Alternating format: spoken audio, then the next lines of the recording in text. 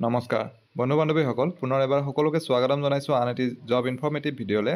আজিৰ এডভাৰটাইজমেণ্টটো আহিছে district legal service authority চৰাইদেউৰ পৰা, য'ত তেওঁলোকে কেইটামান পদৰ বাবে আবেদন বিচাৰিছে। গতিকে আহক গোটেই এডভাৰটাইজমেণ্টটো চাওঁ, কি পদ আছে, কোৱালিফিকেশ্যন, গোটেইখিনি কথা আপোনালোকে গম পাব। ইনফৰ্মেটিভ যেন পালে ভিডিঅ'টি লাইক শ্বেয়াৰ কমেণ্ট কৰিবলৈ নাপাহৰিব। চেনেলটো যদি ছাবস্ক্ৰাইব কৰা নাই তেনেহ'লে আজিয়ে কৰি দিব। অনলাইন যোগে নালাগে, ইয়াত অফলাইন যোগে ষ্টেণ্ডাৰ্ড ফৰ্মত আবেদন কৰিব লাগিব এই পষ্টকেইটাত।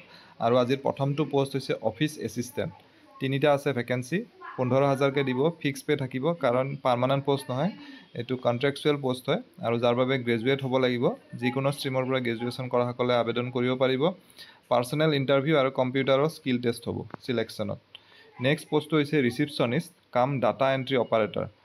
এটাই পষ্ট আছে, 15,000 দৰমহা দিব। আৰু ইয়াৰ বাবে গ্ৰেজুৱেশ্যন বিচাৰিছে যিকোনো ষ্ট্ৰীমৰ পৰা, আৰু কম্পিউটাৰ নলেজ লাগিব, কাৰণ পাৰ্চনেল ইণ্টাৰভিউ আৰু কম্পিউটাৰ স্কিল টেষ্টৰ দ্বাৰাই ইয়াৰ চিলেকশ্যন হ'ব। আৰু তৃতীয় পষ্টটো হৈছে অফিচ পিয়ন। তিনিটা আছে ভেকেঞ্চি, ইয়াত 10,000কৈ দিব।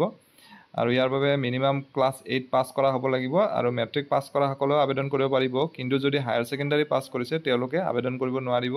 ইয়াত কেৱল পাৰ্চনেল ইণ্টাৰভিউ হ'ব চিলেকশ্যনত। আৰু গোটেইকেইটা পষ্টৰে ৱৰ্ক প্ৰফাইলটো দিয়া আছে, অৰ্থাৎ কি কাম কৰিব লাগিব। এইখিনি আপোনালোকে এডভাৰটাইজমেণ্টখন ডাউনলোড কৰি পেলাই চাই ল'ব। আৰু কণ্ট্ৰেক্টটো ইনিচিয়েলি 1 yearৰ বাবে হ'ব, তাৰপাছত এক্সটেণ্ড হ'বও পাৰে, সেইটো ডিপেণ্ড কৰিব। বয়সৰ সীমাটো 21 years মিনিমাম হ'ব লাগিব, মেক্সিমাম 38 years। আৰু আপাৰ এজ লিমিটটো ৰিলেক্সেশ্যন হ'ব এজ পাৰ গভৰ্ণমেণ্ট নৰ্মছ। আৰু অফলাইন যোগে যিহেতু পঠাব লাগিব, তাতে ড্ৰপ বক্স দিয়া আছে। আৰু যদি ড্ৰপ বক্সত যদি বাহিৰৰ পৰা এপ্লাই কৰে তেনেহ'লে পোষ্ট অফিচৰ থ্ৰুদিও আবেদন কৰিব পাৰিব। DSL যিটো চৰাইদেউলৈ পঠিয়াব লাগিব।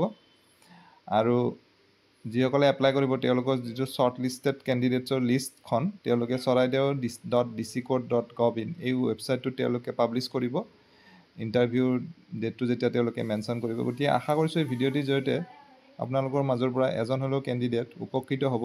পুনৰ এনেদৰে এটা নতুন ভিডিঅ'ত লগ পাম। ধন্যবাদ।